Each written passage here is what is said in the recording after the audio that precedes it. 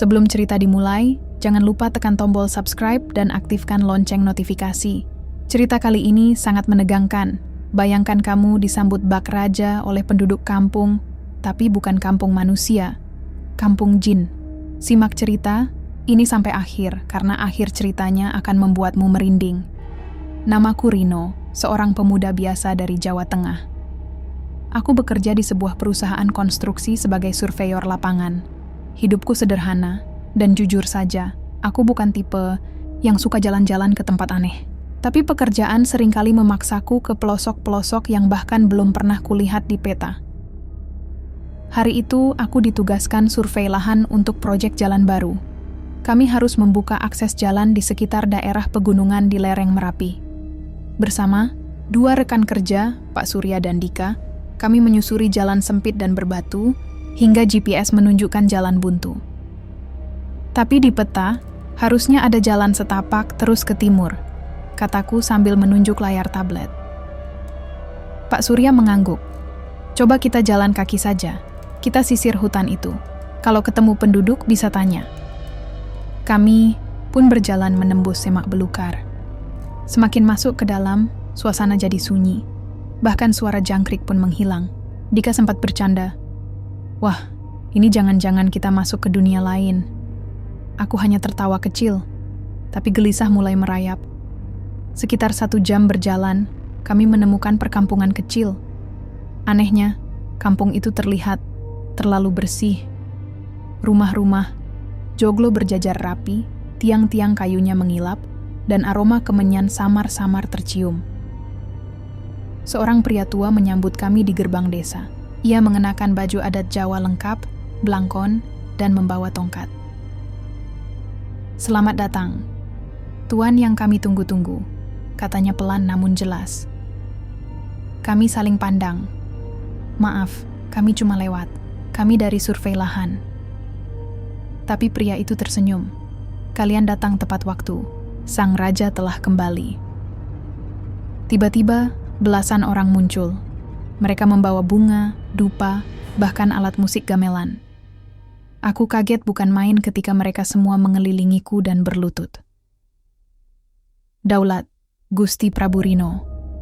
Aku menatap Pak Surya dan Dika. Mereka juga kaget. Tapi anehnya, mereka tidak disambut. Semua fokus padaku. Aku bukan siapa-siapa. Aku cuma, Sang Prabu, jangan merendah. Kami telah menunggu 300 tahun lamanya. Akhirnya Tuan datang lagi. Aku mulai gemetar. Apa maksud mereka? Apa ini lelucon? Atau ini kampung yang punya kepercayaan aneh? Kami dipersilakan masuk ke rumah besar di tengah kampung. Di sana aku dipakaikan pakaian kerajaan Jawa. Semua terasa nyata, terlalu nyata. Makanan terhidang, penari-menari, dan para tetua kampung menyembahku. Tapi yang membuatku benar-benar ketakutan adalah Pak Surya dan Dika tiba-tiba menghilang.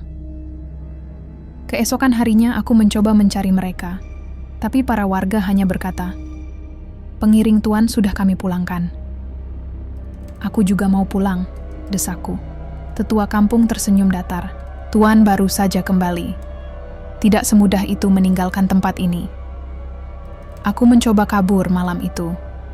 Tapi setiap aku berlari ke arah keluar, aku justru kembali ke tengah kampung. Aku bahkan mencoba bersembunyi di salah satu rumah.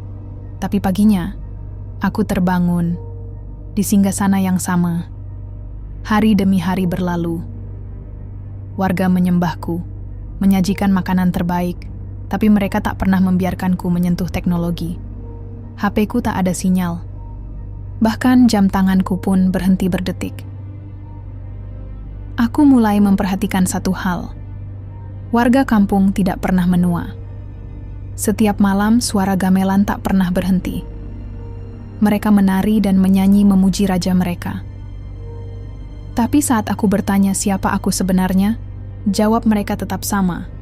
Tuan adalah titisan Prabu Lelana, raja kami dari alam manusia, yang dahulu menikah dengan putri jin dan berjanji akan kembali. Kini janji itu terpenuhi. Aku manusia biasa, teriakku suatu malam. Namun mereka hanya tersenyum. Lalu pada malam ke-40, seorang perempuan cantik datang ke kamarku. Wajahnya putih pucat, rambutnya hitam panjang menyentuh lantai, dan matanya tak berkedip. Aku Laksmi, istrimu, putri dari kerajaan jin. Aku menunggumu selama 3 abad. Aku mundur.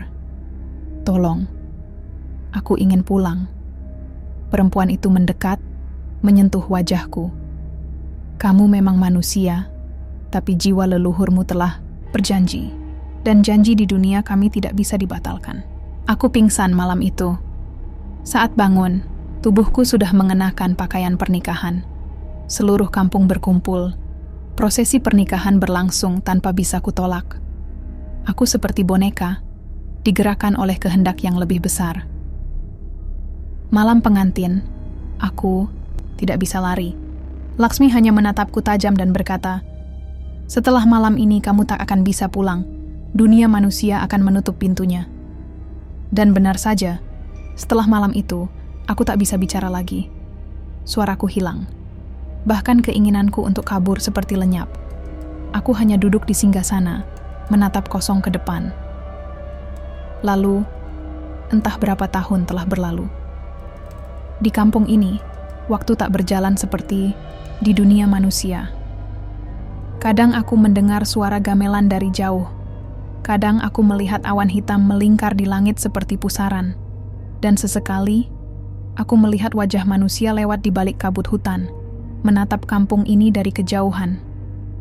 Mereka mungkin surveyor juga, mungkin pendaki, tapi mereka hanya melihat bayangan kampung. Tak ada yang bisa masuk kecuali mereka yang terpilih. Apakah kamu percaya bahwa ada kampung jin yang hidup berdampingan, meniru kehidupan manusia dengan sempurna? Dan bagaimana jika kamu, seperti Rino, tanpa sadar adalah bagian dari janji leluhur yang tak bisa dihindari? Tekan tombol like dan subscribe untuk kisah horor selanjutnya. Jangan pernah masuk hutan sendirian, karena bisa jadi kamu yang akan disambut bak raja, tapi tak pernah bisa pulang.